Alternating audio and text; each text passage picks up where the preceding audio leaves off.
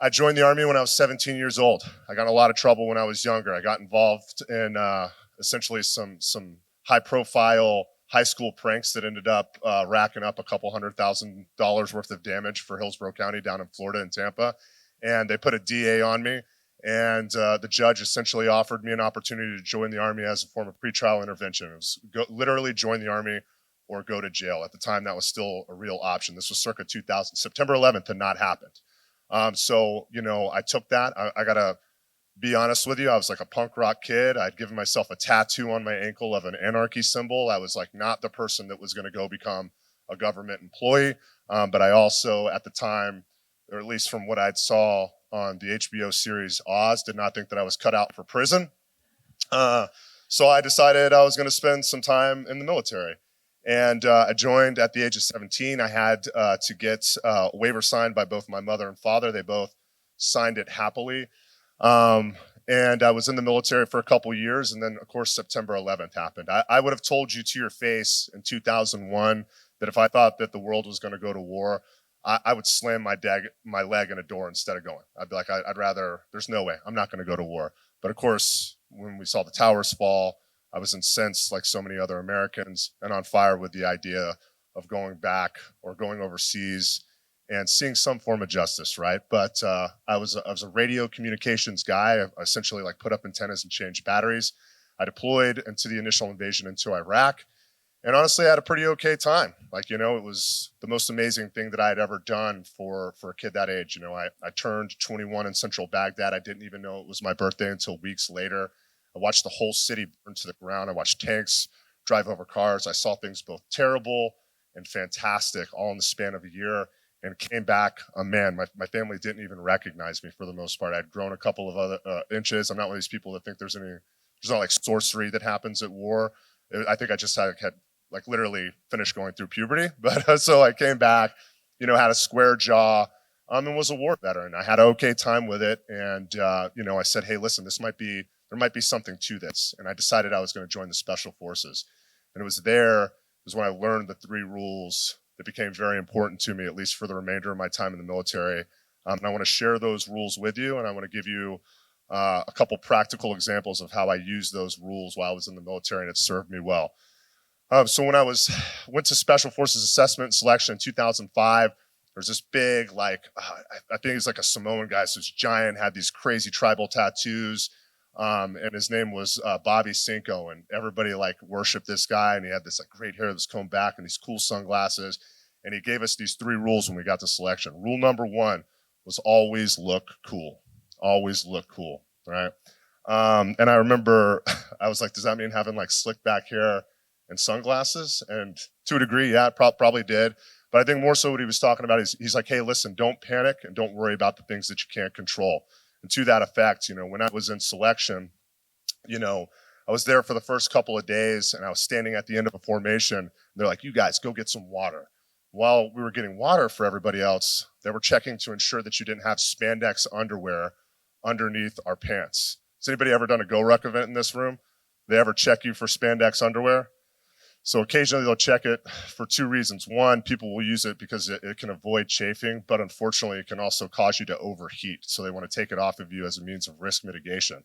So when we all get back from these water jugs and we all carrying them, they line us all up and they're like, hey, we need to check and see if you guys are wearing spandex. Pull your pants down.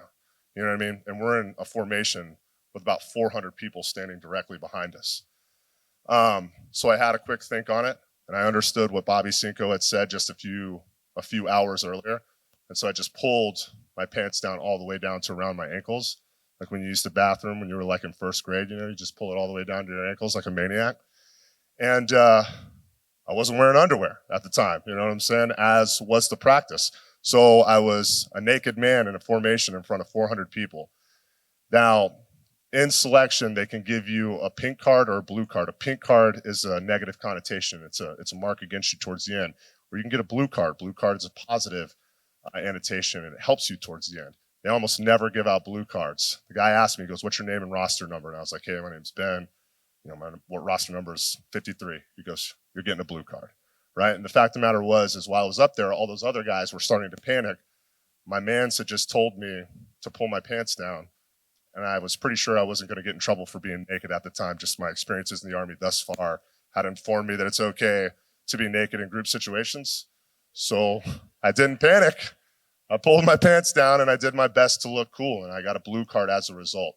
But I think what they're saying is you're going to have a lot of opportunities where panic and anxiety is going to ensue, but it's just like sitting in a rocking chair. It'll keep you very busy, but it will get you absolutely nowhere. The second rule is always know where you're supposed to be and what you're supposed to be doing. Not to unlike Trip, right? I quit when I was at selection. While I was at selection, I quit, but unfortunately, I was in the middle of the woods, and there was nobody to quit to. There's nobody to quit to. They got a thing called the STAR course in selection, where you'll travel anywhere from up to, 5 to 15 kilometers through the woods over broken terrain, usually with a rucksack that weighs anywhere from 55 to 80 pounds, depending if you have water and all this kind of goofy stuff. And I got desperately lost my first night. Got lost, didn't know where I was, couldn't even tell where I was on the map, didn't know what road I was on. And one of the big no-nos is you're not supposed to be anywhere near a linear danger area, which is just a funny way of saying a road, okay? But I found a tree, and I stuck my rucksack right next to this tree, pulled out, this thing is called a whoopee, which is a very comfortable blanket. It's a prized item in the military. Wrapped it around myself and just went to sleep. I was done. I quit. But there was nobody to quit to. I had a bunch of fever dreams, like where I was dreaming about my buddies. Come on, we're almost there. We're all going to become Green Berets. And I woke up in a panic and then essentially, wandered around for an hour, found a point that wasn't my point. They picked us all up. And the next day we started again. And I found all 4 points in one night, which meant I was an automatic go. It's difficult to do. But the first night, what I had done is I had forgotten the basics. I had forgotten that I was on a land nav course. And I had forgotten that I needed to not just look at my map, I needed to maintain a pace count, and I needed to make sure I checked my compass with regularity. But I was excited. I wanted to get to where I was going quickly, and I forgot about the basics, right? I forgot where I was at, what I was supposed to be doing, what my priorities were. And that's super important, not just for being in the special forces, but for life, right? And then that second night, I made sure I was like, wait a minute, take out the compass. Am I on the right azimuth? Look at my map. Count every time my right foot hits the ground, making sure that I'm keeping track of if I've hit 100 meters or 1,000 meters or 2,000 meters. And I found all 4 of my points in one night. I was the first person done that night, so much so that they made me dump all my shit out. They thought I had a GPS on me. They were like, you're the fastest man alive. I was like, brother, I quit last night. I was crying. You know what I'm saying? I was a 24-year-old person. All my eggs were in that basket. But the next night I pulled it together. And then rule number 3 is if for some reason you fail at rule number 2, refer back to rule number 1. Always look cool, right? And I'll tell you where that came in handy. I finally got out of the Special Forces qualification course. It was at the height of the war in Iraq. It was during the surge. It was like 07, 08, 09 time frame. I had back-to-back deployments, but it was my first time on team. I show up, all these guys have beards, got exotic-looking weapons. I was like, this is it, man. This is the big show, you know what I mean? At this point, I deployed a couple times, but these conventional deployments were a little bit different. And I get there, and we get in our first firefight. And I was like, this is it. I'm going to be a hero, you know what I'm saying? And I got on my radio because essentially I wanted to see if we had air assets. I was a Special Forces communications sergeant at the time. I got in there and I wanted to double check and make sure, I could get in touch with, any air assets we have, just in case they want to drop bombs on a machine gun and whatever. And I just noticed that the battery was dead. And I spent about half this firefight, which probably lasted about 90 seconds, just fumbling around with a radio, trying to change batteries. And finally, my senior looks at me and goes, hey man, that radio is important, but you should just shoot at these people, And I was like, okay. And so I just calmed down, saw where dust was flying up, probably like 500 meters away. We shot at them for a little bit. They shot at us for a little bit. We both called it quits, and then we all went home and ate chow, presumably, right? Nothing really happened. But long story short is I was just sitting there fumbling around, panicking with these batteries and all this kind of stuff. And really I'd lost track of what was going on because I was afraid. I was scared, right? And I did not look cool, definitely did not look cool. And I went back to the basics and just understood, like, hey, what's the most valuable thing that I could be doing right now? It's probably firing back at these guys. So those were a couple of rules that really took me very far when I was in the Special Forces. And then I transitioned out of the Army. I was medically retired in 2016, opened up a CrossFit gym in my hometown, Tampa, Florida. Soft landing for a guy that's coming out of the Special Forces. And there were three rules that served me exceptionally well, or three things that I think are super important for anybody that wants to start their own business. The first one is, listen, if you're not ready to be seen at the bottom, you should not be seen at the top. You know, I bankrupted myself when I came out of the Army. I'd saved up for a year and a half because I knew I wanted to open up a CrossFit gym. Spent all my money on a big 15,000 square foot facility. I was sure it was going to work. And then rapid fire, was not making a lot of money, and I was sleeping at my mom's house. You know what I'm saying? Mopping my own floors, doing all that stuff. But the fact that I was relentless, I was the first person there every morning. I was the last person out every night. And I was unafraid to, you know, knock on doors, hand out flyers at juice places, and essentially do stuff. I mean, prior to this, you know, I was a death commando for Jesus. I was the man. I was a captain in the Army. People called me sir. People saluted me, you know, and now I'm at the Smoothie King. Hey, man, I'd love to give you 20% off your first visit at my CrossFit gym. So, like, you know, like to the dude who's making me a fluffernutter smoothie, you know. So, but the fact of the matter is like, you know, years later, that same person would ask me for employment. So you cannot be afraid to pick up a mop. You cannot be afraid to hold the door open. You cannot be afraid to be the first person showing up and coaching a class, right? The second thing that I kind of learned that has served me really well is bad news doesn't get better with time. Listen, entrepreneurship is really hard, and it's fraught with a ton of speed bumps.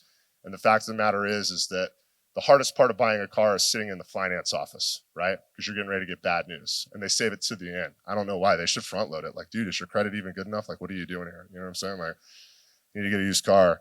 You should get a Prius. They're consumer rated very well, just FYI. It's like probably the #1 car in America, but people shit on it. I don't know why. But anyways, but bad news doesn't get better with time, right? You're going to get a lot of bad news as an entrepreneur. You know, the bank's going to come calling. City of Tampa is going to come and tell you that your mats are like 1/8 of an inch taller than they need to be, and you got to close the facility down for 3 weeks, install ramps, all kinds of bad stuff. Operate in transparency. Tell your staff exactly what's going on. Be honest and communicate, over-communicate with your employees and the people and the community that you serve. And then finally, I don't even remember what the last rule is. Hold on, I got to look at my notes real quick. But the last rule is anybody can do it. Who here knows anybody that owns their own business? Show of hands. Do those people seem super smart to you?